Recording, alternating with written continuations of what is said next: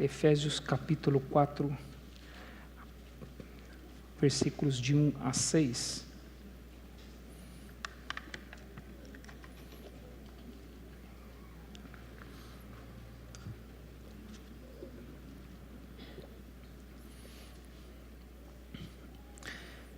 Carta do apóstolo Paulo aos Efésios, no capítulo 4, a partir do versículo 1 até o versículo 6. Eu vou ler e os irmãos, por favor, acompanhem. A palavra de Deus nos diz assim: Rogo-vos, pois, eu, o prisioneiro no Senhor, que andeis de modo digno da vocação a que fostes chamados, com toda a humildade e mansidão, com longanimidade, suportando-vos uns aos outros em amor, esforçando-vos diligentemente por preservar a unidade do Espírito no vínculo da paz. Há somente um corpo, um Espírito, como também fostes chamados numa só esperança da vossa vocação. Há um só Senhor, uma só fé, um só batismo e um só Deus e Pai de todos, o qual é sobre todos, age por meio de todos e está em todos. Até aqui. Nós estamos hoje no culto de ceia, né? É o primeiro deste ano aqui de 2022, e sempre nos cultos de ceia nós nos lembramos daquilo que o Senhor Jesus fez por nós, morrendo na cruz como nosso Salvador, e nós sempre agradecemos nos cultos de ceia por esta obra de salvação, né? Feita por graça, por misericórdia, na maior demonstração de amor que este mundo já viu. Então sempre o nosso pensamento ele é levado para esse tema quando nós estamos no culto de ceia, né? Aquilo que o Senhor Jesus fez por nós. Mas hoje à noite eu gostaria de dirigir o seu pensamento no efeito que isso deve ter nas vidas daqueles que creem nele. Não aquilo que o Senhor Jesus fez por nós, mas o efeito que isso tem, o efeito de transformação, o efeito da resposta que nós damos a Ele por aquilo que Ele fez por nós. E eu gostaria de levar você a pensar e refletir sobre isso. Não somente hoje, mas durante esse mês de janeiro, terminando no dia 30 com o nosso culto de batismos, se o Senhor assim permitir.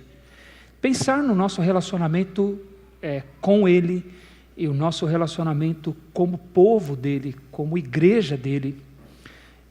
Ele disse que ele ia formar um povo, e que esse povo seria o povo dele, e ele seria o Deus deste povo.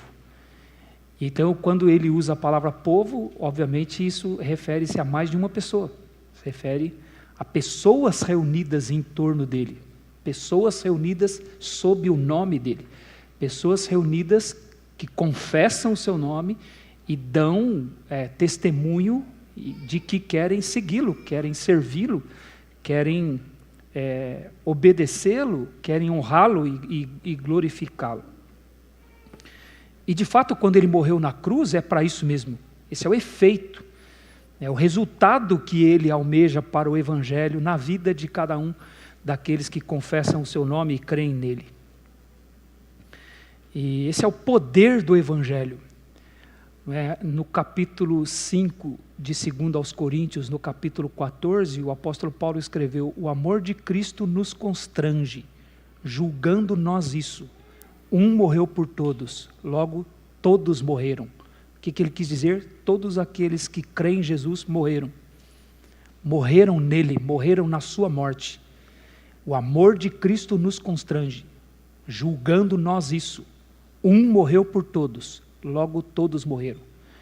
E no versículo seguinte, versículo 15, ele diz assim: de forma que os que vivem, agora não vivem mais para si mesmos, mas vivem para aquele que por eles morreu e ressuscitou. Então aqueles que creem no Senhor Jesus morreram nele quando ele morreu na cruz, e não vivem mais para si mesmos, vivem para ele, vivem por aquele que por eles morreu e ressuscitou. Essa é a vida do povo de Deus. E nós, como igreja, queremos pensar sobre isso, queremos refletir sobre isso. Então, é meu desejo, durante esse mês de janeiro, permitindo o Senhor, nós pensarmos nisso, refletirmos sobre isso em textos da palavra do Senhor que falam no nosso comprometimento como igreja. Quando nós vamos tomar a ceia, nós expressamos o nosso relacionamento com Ele, mas nós também expressamos o relacionamento que temos uns com os outros, a comunhão dos santos, o relacionamento de uns para com os outros. E como isso funciona, como isso interfere na minha vida, né? Que tipo de efeito isso tem na nossa vida como crentes em Cristo Jesus. Então hoje eu gostaria de dirigir o seu pensamento nessa passagem aqui, que fala exatamente deste resultado do Evangelho na vida daquele que crê. O Evangelho do Senhor Jesus Cristo como o poder de Deus para a salvação de todo aquele que crê. E esse poder de Deus, esse poder transformador do Evangelho, ele não somente é o poder que nos salva da condenação eterna no inferno, para onde nós estávamos caminhando antes do Senhor Jesus entrar na nossa vida e ter nos salvado. Esse poder do Evangelho, ele nos salva também no tempo presente. A Bíblia nos fala da salvação que está acontecendo na nossa vida, a transformação presente, que a Bíblia vai chamar de santificação, em outros lugares vai chamar mesmo de salvação presente. Nós estamos sendo salvos, a Bíblia vai nos dizer. Esse poder presente no Evangelho, ele tem este efeito transformador no momento atual da vida daqueles que creem no Senhor Jesus Cristo. E quando foi anunciado a vinda do Senhor Jesus Cristo, quando ele foi nascer, foi exatamente isso que o anjo disse para José. Lá em Mateus capítulo 1, versículo 21, o anjo disse para José que o menino que haveria de nascer deveria receber o nome de Jesus, porque ele salvaria o seu povo dos pecados deles. Então, o próprio anúncio do Senhor Jesus falou do efeito transformador na vida presente daqueles que haveriam de crer e serem salvos. Então, a vinda do Senhor Jesus não nos salvou apenas da eternidade. Ela não nos salvou apenas da ira de Deus, que nós merecíamos receber. Ela nos salva do pecado, o que significa a santificação, que ela nos tira do poder do pecado, nos livra dos efeitos do pecado no tempo presente da nossa vida.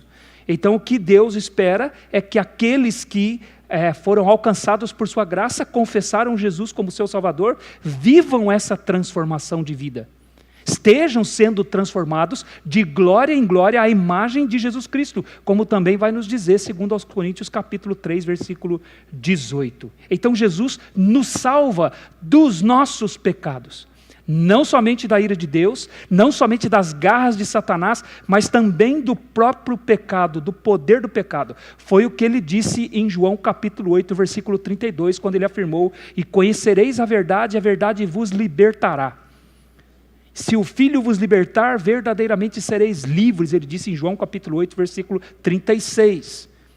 E aí eles perguntaram para ele: mas Senhor, ser liberto do quê? Nós não somos escravos de ninguém. Ele disse: vocês são escravos do pecado.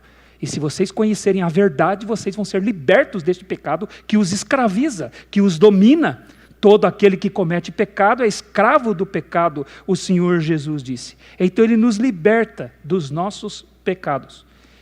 Ele nos livra disso, esse é o efeito do Evangelho. Então o nosso grande problema é o pecado no nosso coração. E o Evangelho é também para lidar com isso, deste pecado que nos colocava numa posição de filhos da ira, como ele vai nos dizer em Efésios capítulo 2, versículo 3. Porque nós andávamos nos nossos próprios pensamentos, fazendo as vontades da carne, nós éramos filhos da ira, ou seja, merecedores da ira de Deus. E é por causa disso que nós estávamos perdidos. E quando Jesus veio, 1 Pedro capítulo 2, versículo 24, vai dizer que ele carregou na cruz sobre o seu corpo os nossos pecados. E Pedro diz: pelas suas chagas fostes sarados, citando Isaías capítulo 53, que vai dizer que Jesus sofreu pelos nossos pecados, para que no sacrifício dele, nas chagas dele, nas pisaduras dele, nós fôssemos sarados. E que é esse sarado? É uma cura. É curar do quê? É curar fisicamente? Não. Crentes morrem doentes quando Deus quer. Quando Deus quer usar a enfermidade para levar os crentes, crentes morrem. Nós oramos, pedimos a Deus, mas Deus não os cura. Deus aproveita a doença para recolher seus filhos, porque a morte dos seus santos é preciosa aos seus olhos. Então Deus, Ele prometeu curar todo mundo fisicamente? Não, mas prometeu curar do pecado todos aqueles que creem em Jesus. Pelas suas pisaduras somos sarados, sarados dos efeitos do pecado, da maldição do pecado, da destruição do pecado, porque Ele carregou sobre o seu corpo no madeiro os nossos pecados, por suas chagas nós fomos sarados. Então o Evangelho nos salva dos nossos pecados, Ele nos dá a vitória sobre o pecado. Isso não significa que um crente não peca mais. Muito pelo contrário, crentes pecam. Crentes são ainda susceptíveis ao pecado, mas há poder no Evangelho para levá-los à vitória sobre o pecado.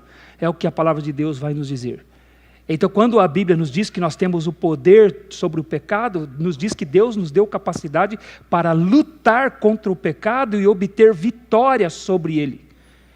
O Evangelho, desde que você creu em Cristo Jesus, colocou você na maior de todas as batalhas. É a batalha contra o seu próprio pecado. É o pecado que está no seu coração, o Evangelho te dá poder para lutar contra ele e obter vitória. E é uma luta tão intensa que Hebreus capítulo 12, versículo 4 vai dizer que é possível lutar essa luta até o ponto de derramar o sangue. Ele vai dizer, na vossa luta contra o pecado ainda não lutastes até o derramamento de sangue. É uma luta intensa, é a luta contra o nosso próprio pecado. Então a maior luta que acontece no mundo hoje, acontece dentro do coração dos salvos. É a maior luta, é a luta contra o pecado, a luta contra nós mesmos. É por isso que em Lucas capítulo 9, versículo 23, o Senhor Jesus disse, quem quiser vir após mim, negue-se a si mesmo. Se você quer seguir Jesus, qual é a primeira coisa a fazer? Começar a lutar consigo mesmo.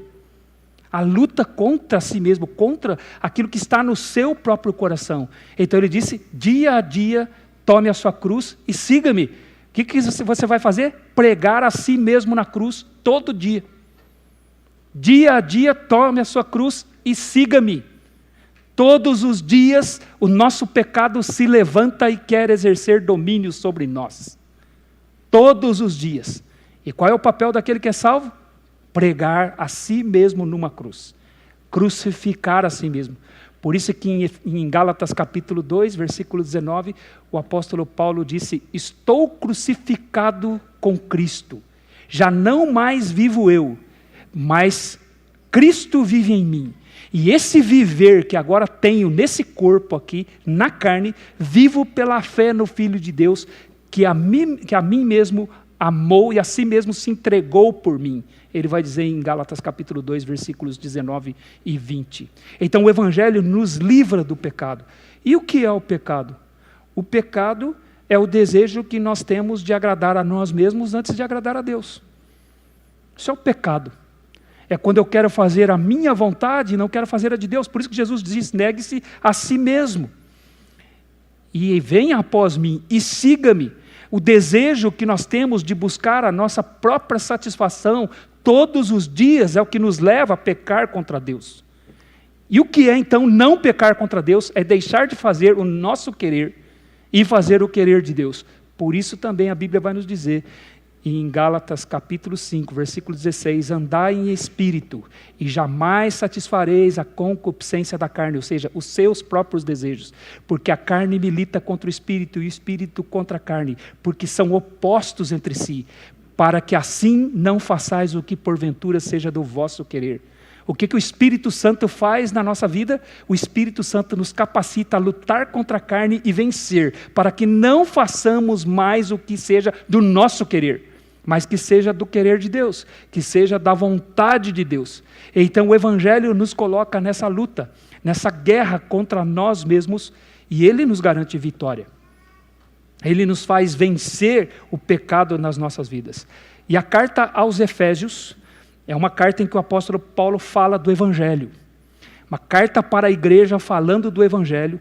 Nos capítulos de 1 a 3, ele falou sobre o aspecto doutrinário do Evangelho, como Deus planejou, executou, operou a nossa salvação. E aí nos capítulos de 4 a 6, ele vai falar do efeito da morte de Cristo, do efeito do Evangelho nas nossas vidas, na vida daquele que crê. Então ele fala que, aqui a partir do capítulo 4 até o capítulo 6, ele vai dizer que a evidência da salvação é uma vida transformada. Não se pode conferir salvação, não se pode averiguar a salvação sem uma vida transformada. É o que ele vai dizer nos capítulos de 4 a 6.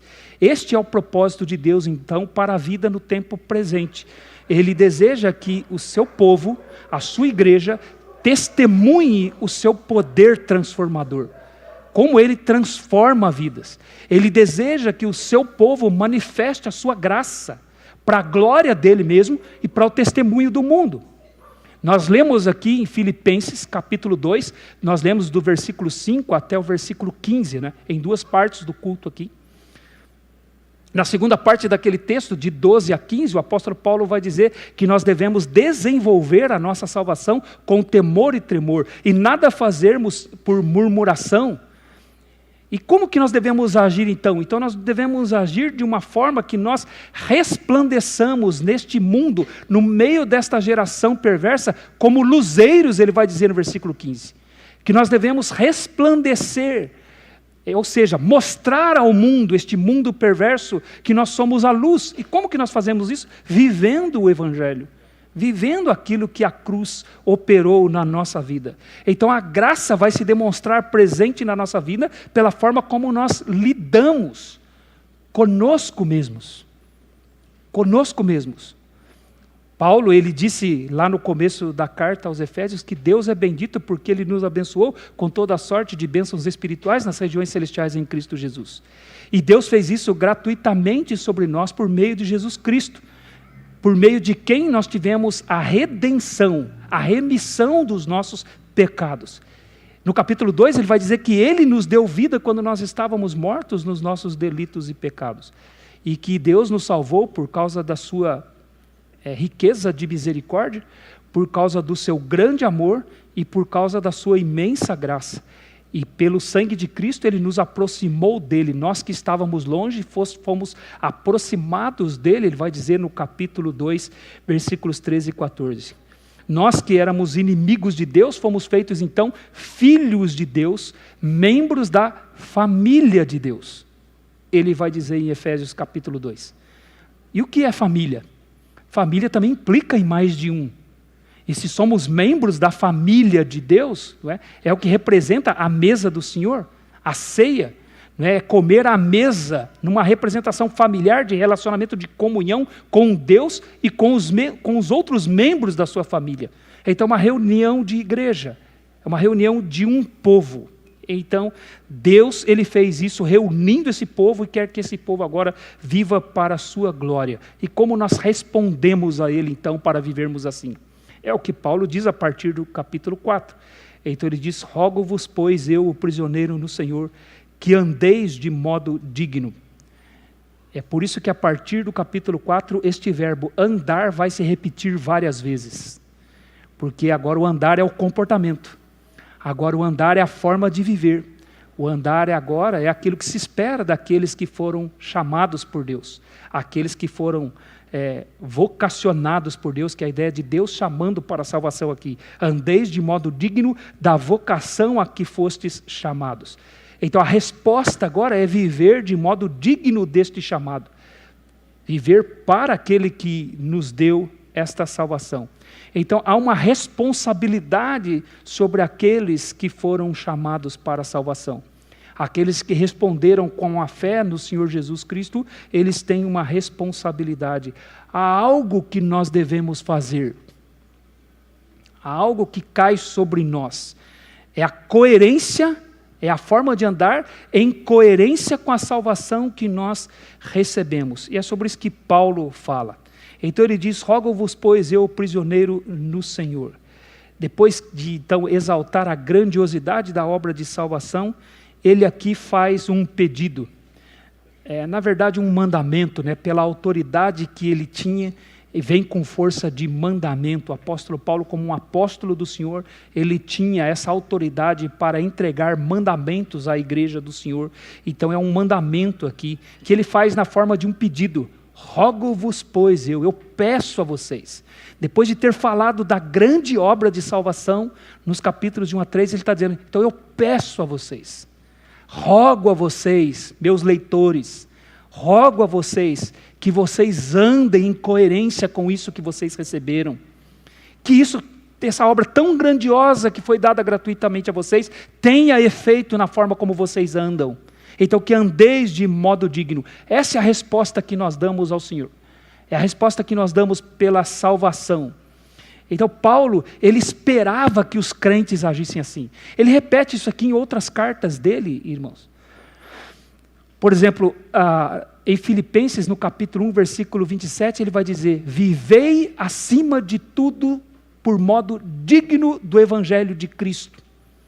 Vivei acima de tudo, ou seja, a principal coisa com a qual você deve se preocupar é viver de modo digno do Evangelho de Cristo. Vivei acima de tudo por modo digno do Evangelho de Cristo. Em Colossenses capítulo 1, versículos 9 e 10, ele vai dizer, não cessamos de orar por vós, falando para a igreja de Colossos, ele vai dizer, não cessamos de orar por vós e de pedir que transbordeis no pleno conhecimento da vontade de Deus, em toda sabedoria e entendimento espiritual, a fim de viverdes de modo digno do Senhor. Veja, o interesse dele pela igreja de Colossos era orar por eles para que eles pudessem ter o conhecimento de Deus em toda a sabedoria e entendimento espiritual. Para quê? Para viver, para simplesmente viver o Evangelho, viver de modo digno do Senhor. Aos Tessalonicenses, ele escreveu que como o pai a filhos, ele exortava a cada um deles e os aconselhava e os admoestava a viver de modo digno de Deus. Ele vai dizer em 1 Tessalonicenses capítulo 2, versículos 11 e 12, que eles vivessem de modo digno de Deus.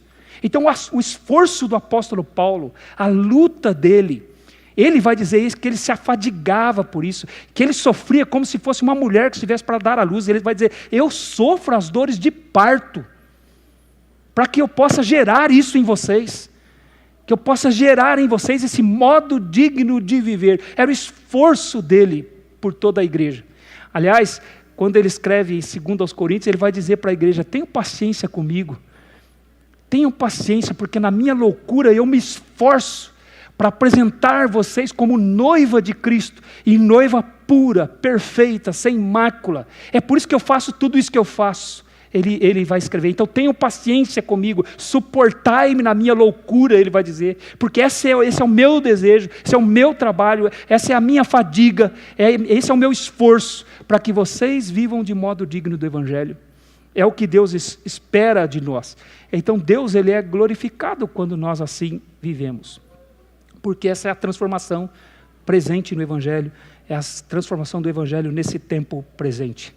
Então essa passagem aqui, ela nos diz que Deus, ele chama os salvos para andarem de maneira digna dele. Ele chama os salvos a andarem em coerência com aquilo que receberam. E como então os salvos fazem isso? Como os salvos respondem a Deus? Como nós podemos responder a Deus para viver assim? Nós respondemos, irmãos, lidando conosco mesmos, cada um lidando consigo mesmo, cada um olhando para si mesmo. No domingo que vem, se Deus permitir, eu quero falar daí, como igreja, nós cuidando uns dos outros. Como nós somos os chamados a ser uma comunidade onde uns cuidam das vidas dos outros. Mas o primeiro passo é lidando conosco mesmos. É lidando comigo. Aliás, foi isso que Jesus disse em Mateus capítulo 7. Não julgueis para que não sejais julgados. Porque com a medida com que julgardes o outro, sereis vós também julgados. Ele disse, por que vês tu o argueiro no olho do teu irmão e não vê antes a trave que está no teu? Só que Jesus não disse que é para eu deixar de lidar com o que está no olho do irmão. Ele não disse isso. Ele disse: primeiro tira a trave que está nos teus olhos, e então você verá claramente, para que depois então você possa tirar o argueiro que está no olho do teu irmão, tirar o cisco que está no olho dele. É para eu tirar, é para eu olhar para o irmão, é para eu ajudar o irmão, é para eu interferir na vida do irmão. Nós somos chamados a fazer isso, mas antes eu tenho que lidar comigo mesmo. O primeiro passo para eu viver de modo digno do Evangelho é olhando para mim, para a minha vida. É você olhando para a sua própria vida, é você lidando consigo mesmo. Então, como eu lido comigo mesmo? Como eu posso fazer isso? Como nós podemos responder a esse chamado de Deus? Como nós fazemos isso? Primeiro é andando em toda a humildade. É o que ele diz: rogo-vos, pois, eu, prisioneiro no Senhor, que andeis de modo digno da vocação a que fostes chamados, com toda humildade. Nesse andar, nós começamos a olhar para nós mesmos. Porque sempre temos a tendência a olhar primeiro para fora de nós. Sempre tendemos a olhar para as vidas dos outros, mas o chamado do Evangelho, a primeira coisa é olhar para a sua própria vida. Por isso, eu repito, a palavra de Deus é um espelho. E quando olhamos para o espelho, nós nos vemos. Nós vemos a nós mesmos. Então, andar com toda a humildade significa observar a si mesmos. Sondar o próprio coração. Analisar o próprio coração. Pedir a Deus para que Ele mostre o que tem dentro do seu coração. Quem é você? Para você mesmo. Isso que o Evangelho faz. Por isso que Davi, ele disse: sonda-me, ó Deus, conhece o meu coração, vê se há em mim algum caminho mau, Senhor, e guia-me para o caminho eterno. Ele sabia que Deus é aquele que sonda os corações, então ele pedia: Senhor, eu quero saber quem eu sou diante de Ti. Mostra para mim quem eu sou. Meus irmãos, e quando nós fazemos isso, com um desejo honesto, sincero, Deus fala conosco. Deus fala conosco. E geralmente a imagem que nós enxergamos não é boa, porque é um chamado ao arrependimento. É um chamado a olhar para nós e enxergar quem de fato nós somos diante de Deus. Quando o apóstolo Paulo diz aqui, andando com toda a humildade, ele está dizendo, buscando a humildade todos os dias. Porque todos os dias, irmãos, tem algo no meu coração que quer se levantar. É o orgulho. Todos os dias o orgulho quer levantar-se. E todos os dias nós somos chamados a matá-lo. Matá-lo de fome, de inanição. Todos os dias é a luta do crente. E o orgulho, ele é terrível, porque o orgulho, ele é silencioso. O orgulho é como uma doença que não apresenta sintomas. Ninguém ele enxerga o seu próprio orgulho. Todos nós precisamos de ajuda para enxergar o orgulho. Eu nunca vi alguém enxergar o seu próprio orgulho sozinho, por si mesmo. Todas as vezes que nós enxergamos o orgulho é porque Deus mostrou para nós, ou usou alguém para vir falar conosco. Todas as vezes. E a última coisa que nós queremos é que alguém venha falar conosco, não é? Quando alguém vem falar conosco, apontar os nossos pecados, quando vem falar conosco, apontar o nosso orgulho, o nosso coração já cria na hora uma defesa. Ele já cria uma justificativa, ele rejeita, ele não quer ouvir, nós não gostamos de ouvir, mas nós precisamos, porque o orgulho é silencioso. Sozinho você não vai enxergar seu orgulho. Você vai precisar de ajuda para enxergar o orgulho. É por isso que nós precisamos, então, da igreja, para que nós possamos andar com toda a humildade. E o que é a humildade? A humildade é ter um pensamento humilde sobre si mesmo. O Evangelho faz com que nós mudemos a nossa concepção a respeito de nós mesmos. Nós passamos a ter um senso de insignificância. Isso que é a humildade. É a gente ter um senso de insignificância. É desvalorizar a si mesmo. Essa é a primeira forma de andar de modo digno da vocação que nós recebemos. O Evangelho mostra para nós quem nós somos. Então, humildade é esvaziar-se de si mesmo. É seguir o exemplo de Jesus, como nós lemos aqui em Filipenses capítulo 2, a partir do versículo 5. Tende em vós o mesmo sentimento que houve em Cristo Jesus. Aliás, a palavra sentimento não traduz exatamente a ideia. A ideia é maneira de pensar, então seria melhor dizer, tende em vós a mesma maneira de pensar que houve também em Cristo Jesus. o qual, mesmo sendo Deus, não teve como usurpação o ser igual a Deus. Antes a si mesmo se esvaziou, assumindo a forma de servo e sendo reconhecido em figura humana. E foi obediente até a morte, e morte de cruz. Jesus fez isso para ser um exemplo para nós. Mesmo sendo Deus, não teve como usurpação ser igual a Deus. Antes ele esvaziou-se de si mesmo. Ele se tornou um coração vazio, um coração que não tinha nada. Sendo dono de tudo, ele resolveu não ter nada. Por isso que um dia um homem chegou para ele e disse: Senhor, seguir-te-ei para onde quer que fores. Ele disse: as aves dos céus têm seus ninhos, as raposas têm seus covis, mas o filho do homem não tem onde reclinar a cabeça. Eu não tenho nada. Sendo Deus, resolveu não ter nada. Isso é um dos aspectos da humildade dele, da humildade do Senhor Jesus Cristo. E ele se tornou um servo obediente, ao ponto de ir para a cruz, ao nível mais baixo. Ninguém chegou ao nível mais baixo que o Senhor Jesus Cristo. Foi obediente até a morte de cruz. Lembra a definição de amor de domingo passado? A definição de humildade de domingo passado? Lembra? O que é a humildade? Se alguém vai pisar em você, deite-se, para que a pessoa não precise levantar o pé muito alto. Sabe o que o Senhor Jesus fez? Exatamente isso. Eu fico imaginando quando os soldados romanos foram pregar ele na cruz. Ele não ofereceu resistência nenhuma. Ele facilitou para eles ser pregado na cruz. Eu imagino que ele não puxou seu punho. Quando eles foram cravar o cravo no seu punho, ele ficou com a mão. Porque ele era humilde. Ele se entregou, ele se esvaziou de si mesmo. A humildade, meus irmãos, é não se importar consigo mesmo. É não levar em consideração a sua própria pessoa. É o que Satanás quer fazer, o mundo quer fazer, é levar você a ser cheio de si mesmo, a inflar o seu orgulho. O Evangelho, ele é um chamado para agir em contrário. É por isso que Paulo, ele fala que, ele faz referência a um chamado, né? Rogo-vos, pois, eu, prisioneiro do Senhor, que andeis de modo digno da vocação que fostes chamados.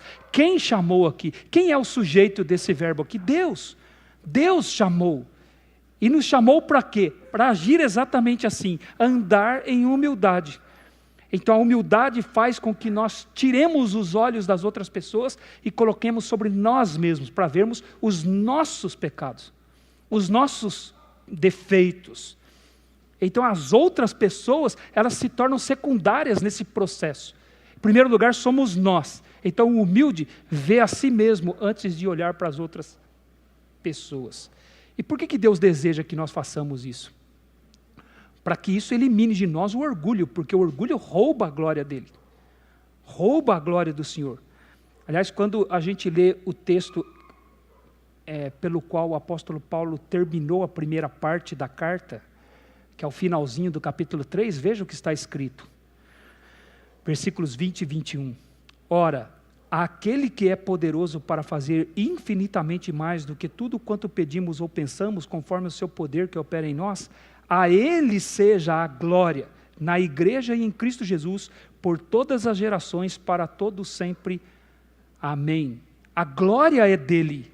E aí ele diz, então ande de forma coerente com a salvação que você recebeu. E como você vai andar? Humildemente. Por quê? Para que a glória seja dele. Para que a glória em nada nos pertença, em nada seja para nós, seja tudo para ele, para a glória dele. A ele seja a glória na igreja eternamente. Amém. Então, por isso que ele nos chama a vivermos humildemente, para que a glória seja somente para ele. E Paulo, o próprio apóstolo Paulo estava aprendendo isso. O próprio apóstolo Paulo que escreveu essa carta estava aprendendo isso. Ele refere-se a si mesmo aqui como prisioneiro do Senhor. Veja, ele diz, rogo-vos, pois, eu, prisioneiro do Senhor. Nós sabemos, irmãos, que quando ele escreveu essa carta, ele estava preso em Roma. Então, humanamente falando, ele era prisioneiro dos romanos. Os romanos é que o estavam mantendo preso lá na cidade de Roma. Mas ele aqui, humildemente, ele diz, eu não sou prisioneiro dos romanos. Sabe o que ele está dizendo? Eu não tenho problema com os romanos. Os romanos não são a causa de eu estar preso aqui. Eu sou prisioneiro do Senhor. Eu estou aqui por causa do meu Senhor. Eu estou lidando com Ele sempre. Meu negócio é com o Senhor sempre, antes de ser com as pessoas. Antes de ter problema com as pessoas, nós temos com Deus. Esse é o nosso, o principal para nós. Por isso que ele vai dizer, andai acima de tudo de modo digno de Deus. Que esse é o problema. Veja, Paulo, ele não tinha, você vê aqui, ele fala, irmãos, esses romanos aqui estão me perturbando, esses romanos aqui estão me mantendo preso aqui. Não, ele está dizendo assim, eu sou um prisioneiro do Senhor. Sabe o que ele está dizendo? O Senhor está usando os romanos para me manter nessa situação em que eu estou. O problema aqui não são os romanos. O problema aqui é o meu Senhor, eu sou prisioneiro dele, não sou prisioneiro dos romanos. Veja, isso é a humildade dele, ele reconhecia que Deus estava lidando com o coração dele ao tê-lo colocado naquela situação. Então ele não se via nas mãos daqueles homens, daquela autoridade, ele se via nas mãos de Deus. Então Paulo se via como um prisioneiro do Senhor. Então o que significa que ele olhava para si mesmo antes de olhar para os romanos. Antes de ver os romanos como um problema para ele, ele olhava para si mesmo. Não, o meu negócio aqui é com Deus, o meu Deus me colocou nessa situação e eu sou um prisioneiro dele. Paulo vivia efetivamente a soberania de Deus sobre a sua vida. Ele sabia que não estava naquela prisão por causa daqueles homens, daquela autoridade. Ele estava lá porque o seu Deus queria. Ele era prisioneiro do Senhor. A situação em que nós nos vemos muitas vezes, irmãos, é por causa do Senhor. E por que o Senhor faz isso? Para quebrar o nosso orgulho. Por que Ele permite isso? Porque o nosso orgulho quer se levantar. Então Ele nos põe em situações para que o nosso orgulho seja quebrado. Para que nós sejamos humildes, para que vivamos de forma digna da vocação a que fomos chamados. Tem um exemplo bastante claro disso no Antigo Testamento, que é o exemplo do rei Nabucodonosor. Lá no capítulo 4 de Daniel, a partir do versículo 30, Nabucodonosor com todo o seu poder, eu fico imaginando que ele foi talvez a sacada do seu palácio ali, e ele olhou para a grande Babilônia, e ele disse, não é esta a grande Babilônia que eu conquistei com o meu grandioso poder, para a glória da minha majestade. É o ápice do orgulho. Tudo isso aqui é por minha causa. É por minha causa. Mas a gente olha e fala assim, mas também um homem desse aí tinha que levar uma rasteira de Deus mesmo, né? Um orgulho desse aí, mesmo a gente é assim, a gente nem percebe. Quantas coisas nós fizemos pela graça do Senhor, mas a gente lida com aquilo como se fosse eu que tivesse feito, pelo meu grandioso poder, para a glória da minha majestade. Isso acontece, a gente não vê, silencioso o nosso orgulho. E o ápice disso está lá em Nabucodonosor. Ele fala isso lá em Daniel capítulo 4. E a Bíblia vai dizer que falava ele ainda quando veio uma voz do céu e disse, ó Nabucodonosor, já passou de ti o reino, você vai ser expulso de entre os homens, e você vai viver com os animais do campo, você vai pastar como um boi, durante 7 anos, passar-se-ão sobre ti 7 tempos, o que significa 7 anos. E por que ia acontecer isso na vida dele? Ele ia ser tirado do palácio, onde ele estava, com todo o seu orgulho, ia ser colocado no campo para pastar como um boi, literalmente pastar. Tinha uma razão para isso. Deus diz a razão para ele. Até que você aprenda que isso que você tem não foi por sua força. Até que você aprenda isso, que foi o Altíssimo que te deu. Porque Ele que é Senhor de todos os reinos e dá a quem quer. Ele é que faz isso. Dizem os historiadores que Nabucodonosor teve uma enfermidade, uma doença, uma loucura, chamada boantropia, que é adquirir hábitos de boi. E ele foi pastar mesmo, caiu orvalho sobre ele durante 7 anos. Ele ficou naquela situação. Qual era o propósito disso? quebrar o orgulho dele. No mesmo instante em que o Senhor falou, se cumpriu isso sobre a vida dele, e ele foi viver como os bois. Mas aí a Bíblia continua dizendo, ao fim daqueles dias, eu, Nabucodonosor, levantei os olhos aos céus, tornou-me a vir o entendimento, e eu bendisse o Altíssimo. Louvei ao Deus do céu, aquele que vive eternamente, cujo domínio é sempre eterno, cujo reino é de geração a geração. Ele diz, todos os moradores da terra são considerados por Deus como nada. E segundo a vontade dele, Deus é que ele opera com o exército dos céus. E não há quem possa deter a mão de Deus, ele diz. E nem questionar Deus. Por que você está fazendo isso? Quem é você para fazer isso? Nabucodonosor reconheceu. E aí ele termina dizendo, agora, pois eu, Nabucodonosor, louvo, exalço e glorifico o Rei do céu, porque todas as suas obras são verdadeiras, todos os seus caminhos são justos, e ele pode humilhar os que andam na soberba. Meus irmãos, Deus é capaz de fazer uma pessoa pastar por 7 anos para quebrar o orgulho dela. Para quebrar o orgulho. Esse é o nosso Deus. Ele quer que nós andemos humildemente. Humildemente. Se nós, por vezes, passamos por situações em que nós nos sentimos humilhados, isso é porque nós somos orgulhosos. Orgulho no nosso coração.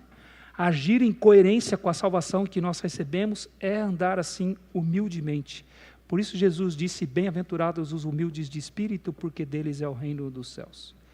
Por isso ele disse, vinde a mim todos vós que estáis cansados e sobrecarregados, e eu vos aliviarei. Tomai sobre vós o meu jugo, aprendei de mim, porque eu sou manso e humilde de coração. Vem para perto de mim e você vai aprender a ser humilde. Ande com Jesus e você vai aprender a ser humilde. Então, Deus lida conosco para que nós aprendamos a humildade. E não pense em você que você é humilde, e você é o maior exemplo de humildade que tem aqui.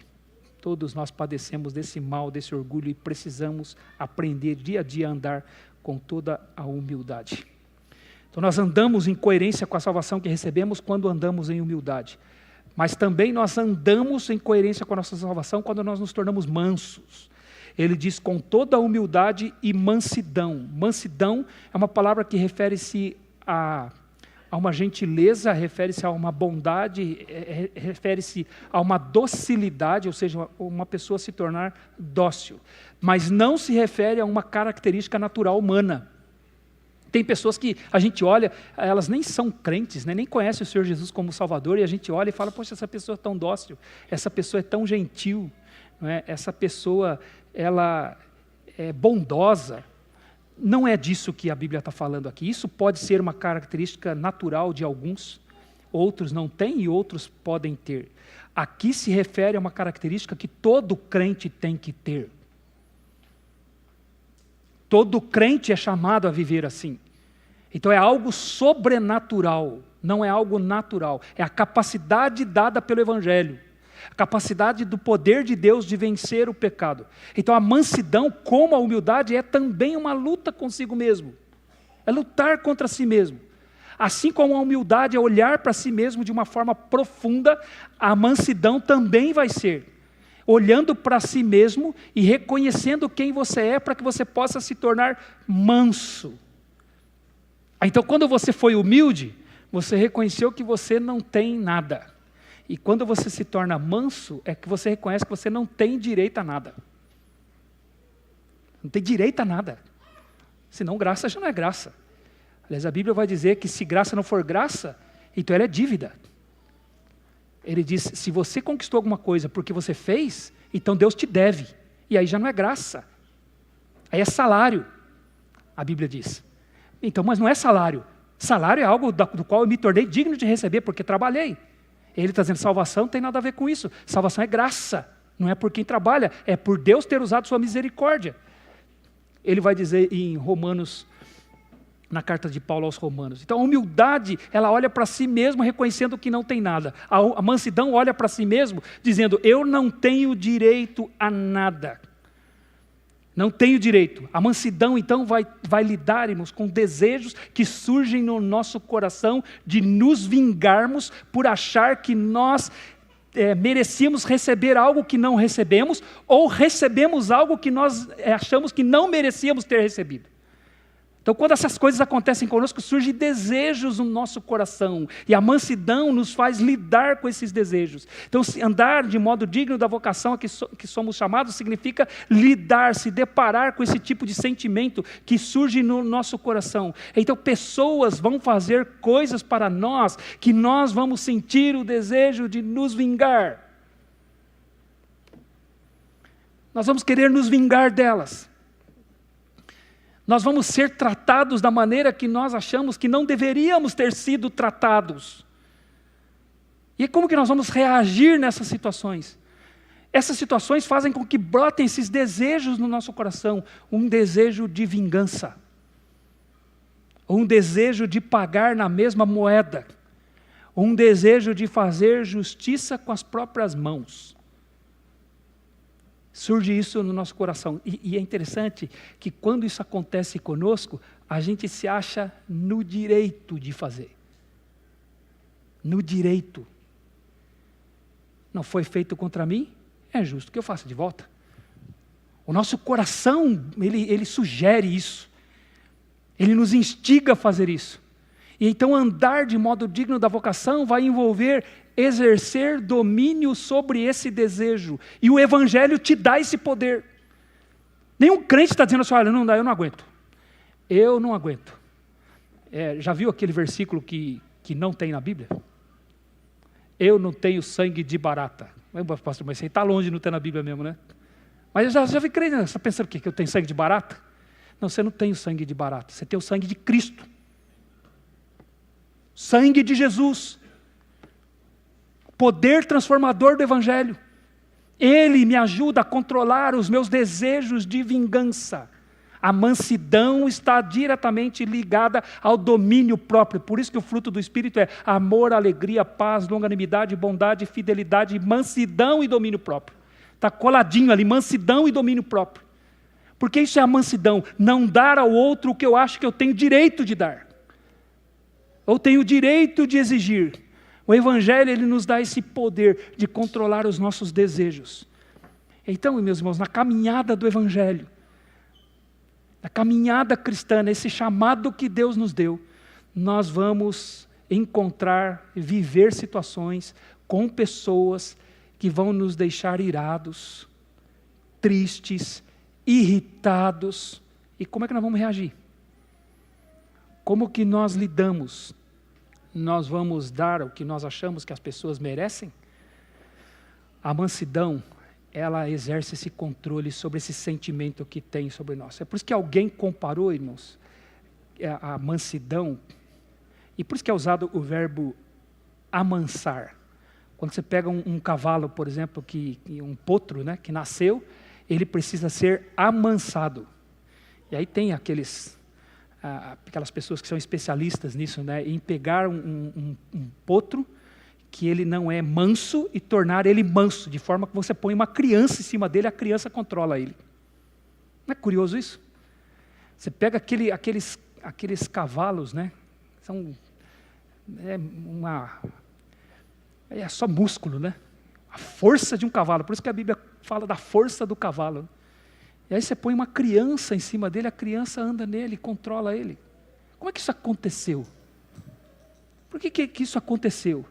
O que é a mansidão? A mansidão é poder sobre controle. Quando esse cavalo saiu da categoria de um selvagem para um manso, significa que ele saiu da categoria de um cavalo que era forte, agora é um cavalo fraco? Foi isso que aconteceu? Não, ele continua com a mesma força que ele tinha antes dele ser amansado. A mesma força está nele, só que agora essa força está controlável, está sob controle. Então o que significa ser manso? Vai ter uma força dentro de você, um desejo de se vingar, um desejo de pagar na mesma moeda, mas o Espírito Santo te ajuda a controlar essa força. O poder do Evangelho ajuda você a exercer controle. Você vai sentir vontade, mas não vai fazer. Não vai fazer, porque você está sob os efeitos da cruz. Você está andando de modo digno da vocação a que você foi chamado. Então, quando nós somos mansos, nós podemos até ter o direito, mas nós não vamos fazer, porque nós temos força sob controle. Não é? Eu não posso deixar de citar o exemplo do Senhor Jesus, em Mateus capítulo 17. Quando ele está em Cafarnaum, era a cidade do apóstolo Pedro, e então Pedro foi questionado: por que o teu Senhor não paga o imposto do templo? E aí Pedro vem perguntar para o Senhor Jesus. E quando ele vem, o Senhor Jesus se antecipa. O Senhor Jesus diz para ele: Pedro, de quem cobram os reis da terra o imposto? Ele cobra dos de fora ou cobra dos seus filhos? Aí Pedro diz: ele cobra dos de fora. Aí Jesus disse: logo os filhos são isentos, eles não precisam pagar. Então o que Jesus estava dizendo? Não é o imposto do templo? O templo não é a casa de Deus? Eu não sou o filho de Deus? Logo eu tenho o direito de não pagar esse imposto. É meu direito, eu não preciso pagar. A casa é do meu pai, por que eu vou pagar o imposto? E aí Pedro diz: só que se nós não... Jesus diz para Pedro: Pedro, se nós não pagarmos, nós vamos ser pedra de tropeço. Eu tenho direito, mas se eu usar esse direito que eu tenho, eu vou ser pedra de tropeço para os outros. E eu não vim para ser pedra de tropeço, eu vim para ser rocha eterna, rocha de salvação. Então você faz o seguinte, Pedro: vai lá no mar, lança o teu anzol, pega o peixe, na boca do peixe vai ter 2 moedas, você vai e paga por mim e por ti. Sabe o que Jesus estava sendo? Manso. Manso. Crente, irmãos, ele não vai chegar e falar: não, está na lei, a lei me autoriza a fazer, vou usar a lei, vou fazer. E no fundo o que ele quer? Vingança, quer se valer de direitos. Mesmo, não importa se está na lei, estava na lei, Jesus não precisava fazer, estava na lei. Não é só a lei que você olha, não é só seu direito que você olha, é o que isso significa no seu coração, e que significado isso tem para o reino de Deus. O que o reino de Deus vai ganhar com isso? Essa é a pergunta que o crente faz. Então ele é chamado para ser manso. Manso. Em Números capítulo 12, a Bíblia vai dizer que Moisés era o homem mais manso que havia sobre a terra, mais do que todos os homens. E a irmã dele começa a falar coisa contra ele. A irmã dele começa a criticar ele e leva o irmão junto. A força do verbo lá é esse. Quem começou foi Miriam. Ela, porque Moisés, provavelmente viúvo, casou-se com uma outra mulher cuxita, ou cusita, como é escrita lá, e eles começam a falar dele, a Miriam e Arão começam a falar de Moisés, começam a falar pelas costas dele. E como Moisés era manso, sabe o que é mansidão? É às vezes você ficar surdo. É isso mesmo, é surdo. Você não escuta o que falam contra você. Sabe por quê? Você não precisa escutar. O manso não precisa escutar o que falam contra ele. Sabe quem que escuta por ele? O Senhor. Está escrito lá em Números capítulo 12, que Miriam e Arão começaram a falar contra Moisés. E está escrito lá: o Senhor ouviu. Essa que nós temos que pedir: Senhor, me deixa surdo. Eu não quero escutar. Eu quero deixar o Senhor escutar. Isso é mansidão. Então está escrito lá: o Senhor ouviu, porque Moisés era o homem mais manso que havia sobre a face da terra. Manso é surdo, pessoal. Ele não escuta antes do Senhor. Ele deixa o Senhor escutar por ele. E o Senhor ouviu. A pior coisa que podia acontecer com Miriam era Deus ter ouvido. Se Moisés tivesse ouvido, não ia acontecer nada com ela. Mas o problema é que não foi Moisés que ouviu, quem ouviu foi o Senhor. E a pior coisa que aconteceu para ela foi o Senhor ter ouvido. Porque o Senhor chamou e falou: ô Miriam, vem aqui. Você e Arão, vem cá, se aproxima aqui. Quando eu vou falar com um profeta meu, eu falo com visão, através de visão. Outros eu falo com sonho. Agora, sabe quem é esse aqui? Esse homem aqui? Esse aqui é Moisés. Eu falo com ele boca a boca. Ele me vê a face. E como é que você ousa falar assim contra ele? Aí Miriam olha para si mesma. O que tinha acontecido com ela? Ficou leprosa. ficou leprosa. E Arão intercede por ela. Arão fala que não seja Miriam como um aborto que, tendo saído da mãe, tenha metade do seu corpo comido. Moisés, tenha compaixão. Ele chama Moisés de Senhor. Mas não estava falando contra Moisés alguns minutos atrás, algum tempo atrás, mas agora que ele vê a situação de Deus tendo escutado o que ele falou, ele chama Moisés de Senhor. Ele fala, Senhor, tenha misericórdia de nós, intercede por nós, que ela não morra. Aí o Senhor age lá, o Senhor com misericórdia, perdoa ela, mantém ela 7 dias lá no arraial. O arraial não se levanta, o povo fica parado 7 dias por causa de Miriam. Mas o que está dizendo aqui? O Senhor escutou por Moisés. Quando nós somos mansos, o Senhor escuta por nós. Ele cuida das coisas. Nós não precisamos nos defender. Isso é a mansidão. Lida conosco mesmo. Terceiro, como que nós andamos de modo digno do Evangelho? Além da humildade e da mansidão, com paciência, né? Ele vai dizer também com longanimidade. Longanimidade é paciência. A ideia de ser longânimo também é a de não reagir. É um desenvolvimento também, é paralelo à mansidão. A palavra grega aqui para longanimidade é uma palavra composta, e ela é ilustrativa, porque é uma palavra que significa longo, por isso que vem longanimidade, mas longo não no sentido de uma medida, de uma distância, é longo no sentido de tempo. É um tempo longo, é isso que significa longanimidade. É um tempo longo. Então a palavra ela é composta por uma palavra que significa um tempo longo e uma outra palavra que significa ferver. Então sabe o que significa longanimidade? Aquilo que demora para ferver. Demora para esquentar. Então eu gosto de comparar assim, é como você colocar uma água para esquentar no fogão numa canequinha de alumínio. Aí você põe ali, 1 minutinho depois está fervendo ali, né? Agora você pega um caldeirão daqueles grandão assim de ferro e põe no fogão cheio de água para ferver. Não vai demorar mais para ferver? Então isso aqui é longanimidade. É que demora para ferver. Demora para perder a paciência, essa é a ideia. Então ele recebe, ele não esquenta. Ele não esquenta, mas não é porque ele é um cuca fresca. Ele não esquenta porque ele tem o poder do Espírito Santo sobre a vida dele, ele aprendeu a lidar com aquilo, ele sabe que vai ter que lidar com situações que vão irritá-lo, mas ele aprendeu a não esquentar. Ele não ferve, ele é como esse caldeirão grande, então ele exerce paciência com as pessoas. Ele exerce paciência, irmãos, aqui o contexto não paciência em meio a circunstâncias difíceis. Aqui é paciência com pessoas mesmo. Ele é olhar para si mesmo. Não é ficar impedindo que as pessoas façam coisas que você não gosta, mas é você suportar o que as pessoas estão fazendo. Isso de fato é amor, não é? Quando a Bíblia vai definir o amor em 1 Coríntios capítulo 13, a partir do versículo 4, não vai dizer o amor é, primeira coisa que fala, paciente. O amor é paciente, não se exaspera, não se ressente do mal. O amor é que nos faz ser assim, não é? Agir assim com as pessoas. Por isso que um andar de modo digno do Evangelho, ele é assim, ele envolve essa mudança que nós temos de relacionamento com as pessoas. Não tem como medir a salvação sem olhar para o relacionamento com as pessoas. Porque quando a gente vê lá em Gênesis capítulo 3, nós estamos estudando esse texto na classe de batismos.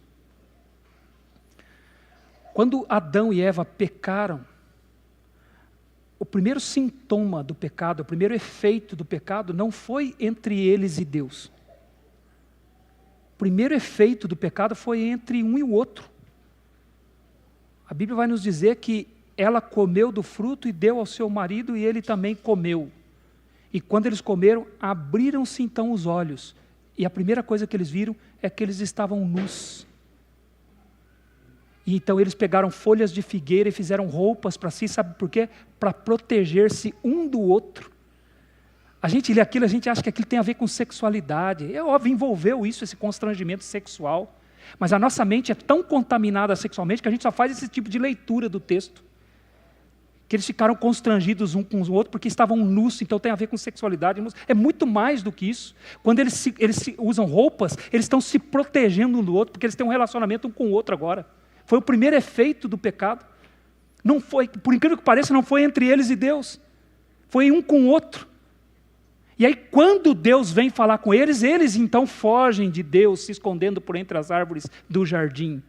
Então ele expressou que também houve uma separação de Deus. Houve uma separação um do outro e uma separação de Deus. Por isso que quando Deus vai falar com ele, ele diz assim, a culpa é do Senhor, porque a mulher que tu me deste. Ele estava separado da mulher, ele estava separado de Deus. Agora ele quer se proteger. Ele não está mais preocupado com a glória de Deus, e muito menos com a responsabilidade que ele tinha de proteger aquela mulher, de amar aquela mulher, de cuidar daquela mulher. Agora ele está pensando em proteger a si mesmo.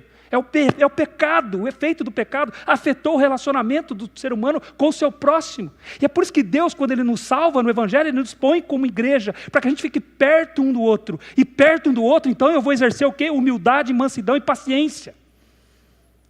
E assim que eu mostro que eu sou salvo, é a forma como eu lido com a igreja de Cristo. É por isso que não posso expressar que sou salvo, não posso confirmar minha salvação sem o relacionamento com a igreja. Não tem como. A igreja é essencial para nós. Porque é por meio da igreja que eu mostro o quão parecido eu sou de Cristo. Lidando com pessoas diferentes. Lidando com ideias das pessoas, com as fraquezas das pessoas. Na igreja nós encontramos isso. E é uma bênção para nós. Porque nós podemos então viver de modo digno da vocação a que fomos chamados. Deus usa essas situações para nos moldar. Para ver o quanto tempo você demora para ferver. Quanto tempo você fica sob o fogo e demora para ferver. Isso é a paciência. É a longanimidade. Andar de modo digno da salvação vai envolver isso. Então o que é a igreja, irmãos? Jesus disse que a igreja... Ele disse em Mateus capítulo 9, versículos 11, versículos 12 e 13, ele vai dizer assim que a igreja é composta por pessoas que são pecadoras, arrependidas, mas pecadoras. Se eu não vim chamar justos, mas eu vim chamar pecadores ao arrependimento.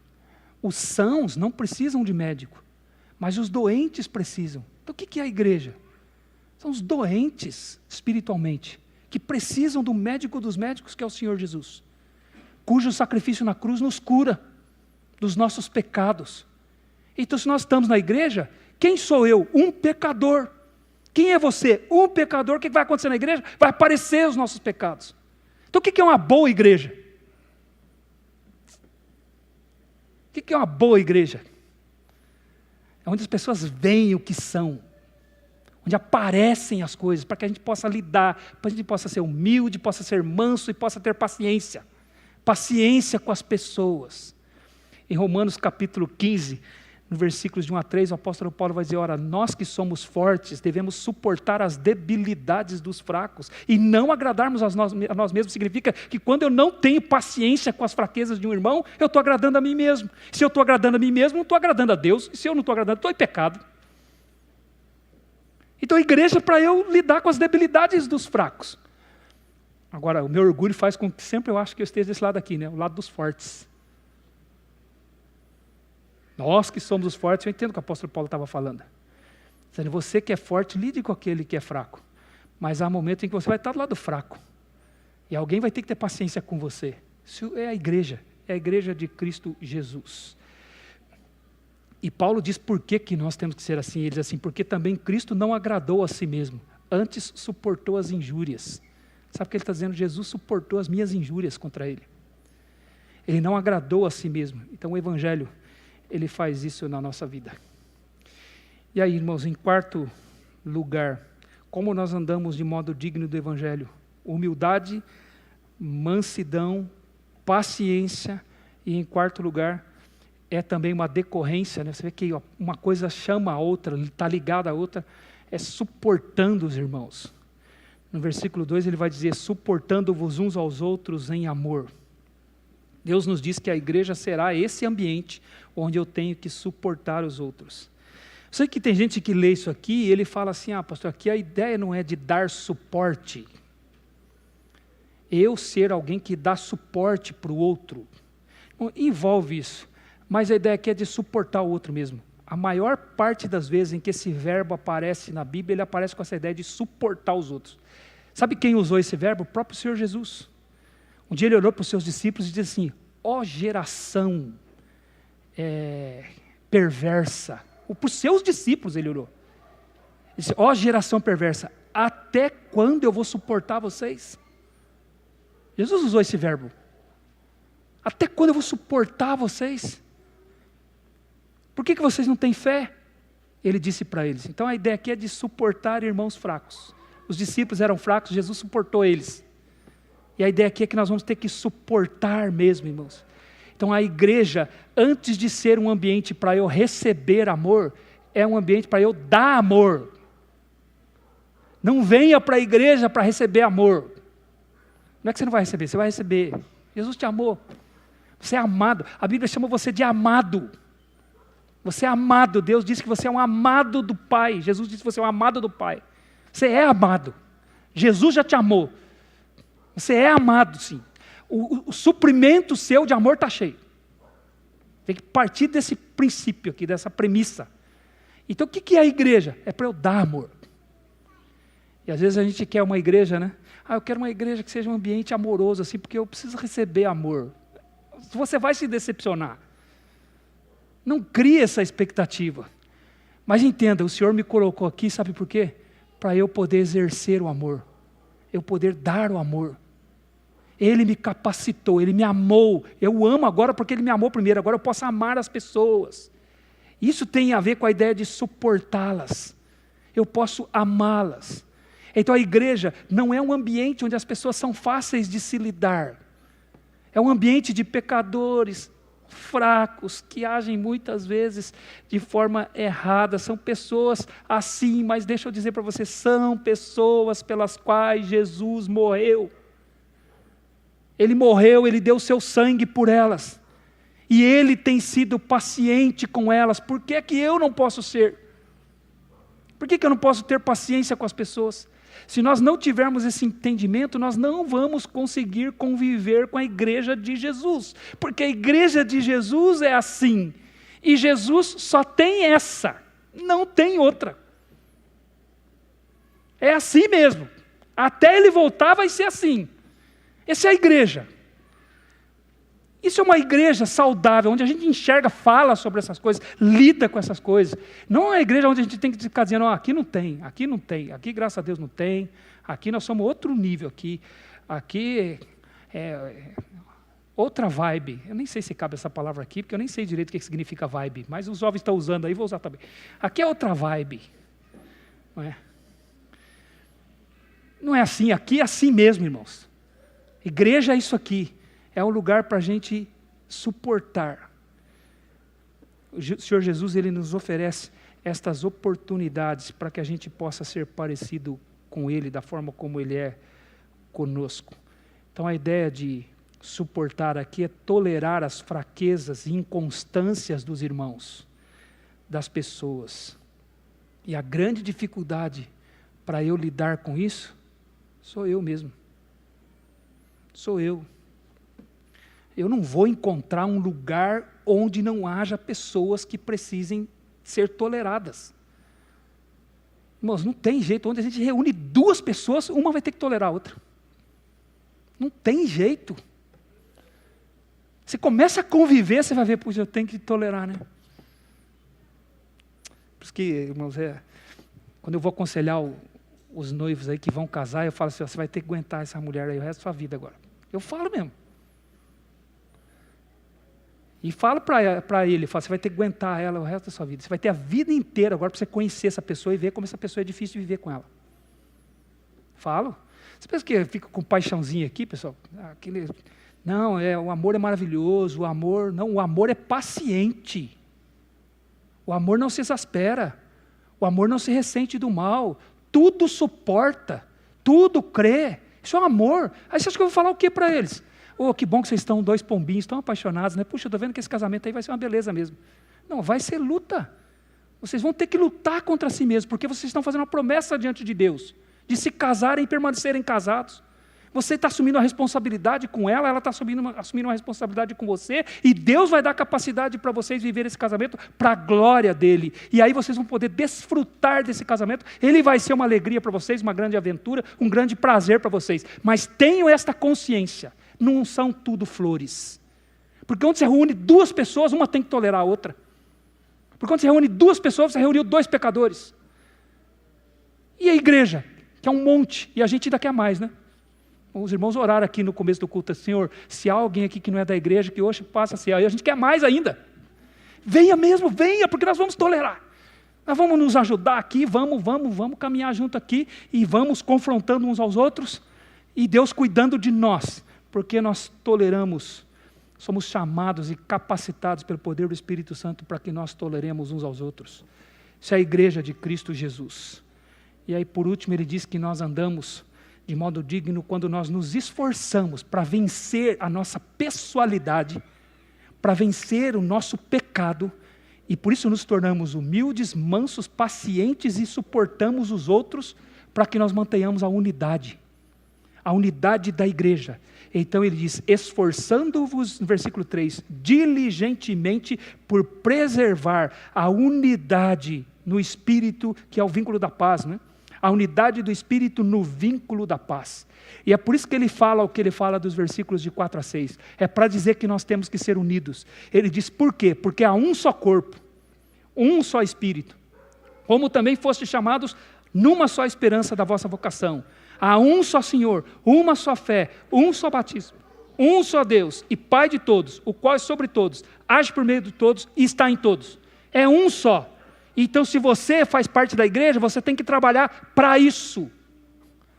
Trabalhar para ser um com estes.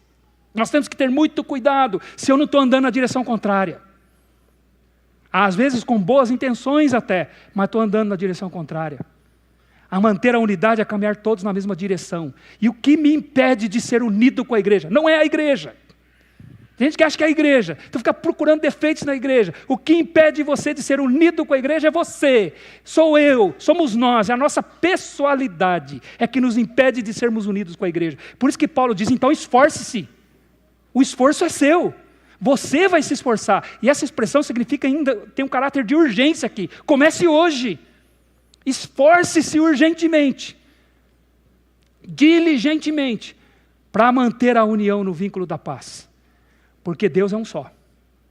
Não vai ter uma igreja do jeitinho que você quer. Não vai ter um povinho do jeitinho que você quer. A igreja não é sua. Ela é do Senhor. Ela pertence ao Senhor. É dele. Ele é o cabeça da igreja. Cabe a nós, como suas ovelhas, como membros do seu corpo, nos esforçarmos para mantermos a igreja unida.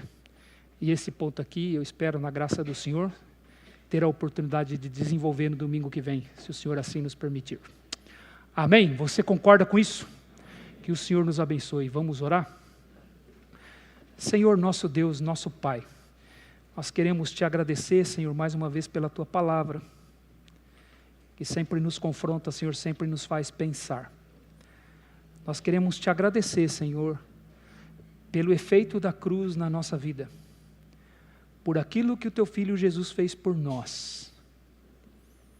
Pai, tão grande obra de salvação. Mas te agradecemos, Senhor, por poder responder a isso. Dar a nossa resposta, Senhor, a esta obra, Senhor. E te agradecemos, Senhor, porque o Evangelho nos oferece o poder para fazer isso, ó Pai. O poder para que possamos lutar, Senhor, contra nós mesmos. O Evangelho, Senhor, nos dá essa graça, Senhor, de podermos ser advertidos do nosso orgulho, sermos expostos ao nosso orgulho para que nós possamos reconhecê-lo, ó Pai, e lidar com ele e assim andarmos humildemente, Senhor. Reconhecemos, ó Pai, que precisamos mesmo do agir do Senhor na nossa vida. Fala conosco, Pai. Não permita, Senhor, que este mal, Senhor, silencioso esteja em nós, o nosso orgulho. Advirta-nos, ó Pai. Fale conosco, Pai, para que nós possamos enxergá-lo, porque nós queremos responder, Senhor, a esta maravilhosa graça que o Senhor nos deu, a salvação em Cristo Jesus. Nos ajuda a sermos mansos, Senhor. Por vezes, ó Pai, o nosso coração se levanta, Senhor, e Ele quer se vingar, Senhor. Sentimos esse desejo por causa do nosso eu, por causa do nosso ego, Senhor. Tenha compaixão de nós, corrige-nos, ó Pai. Nos ajuda, Senhor, a andarmos em mansidão. Pai, nos ajuda, Senhor, a olharmos para os nossos irmãos, Senhor, e sermos pacientes, ó Pai, que sejamos longânimos, que demoremos, ó Pai, a ferver, Senhor. Nos ajude, Senhor, para que não sejamos impacientes, ó Pai, com as fraquezas, com os pecados dos nossos irmãos, mas que possamos com amor, Senhor, ajudá-los. Ó Pai, e nos ajuda, Senhor, através disso a tolerarmos também, Senhor, a suportarmos, Senhor, as debilidades dos fracos, Senhor. E se nós formos estes fracos, Senhor, nos ajuda também a reconhecer isso, Senhor, para que nós nos tornemos fortes. Fortalece-nos na Tua graça, Senhor. Nos ajuda, Pai. Tenha compaixão de nós. Porque nós queremos que a Tua igreja seja unida, Senhor. Nós não queremos ser divisores, ó Pai. Nós não queremos ser aqueles que andam na direção contrária. Nos ajuda, Senhor. Se nós não estivermos andando, Senhor, em coerência, Senhor, com a salvação que o Senhor nos deu, corrija-nos, ó Pai. Porque nós queremos responder, Senhor, de uma forma que o Senhor seja glorificado a isso que o Teu Filho Jesus fez por nós. É a nossa oração, Pai. Nós fazemos isso, ó querido Deus, no nome de Jesus. Amém, Senhor. Amém.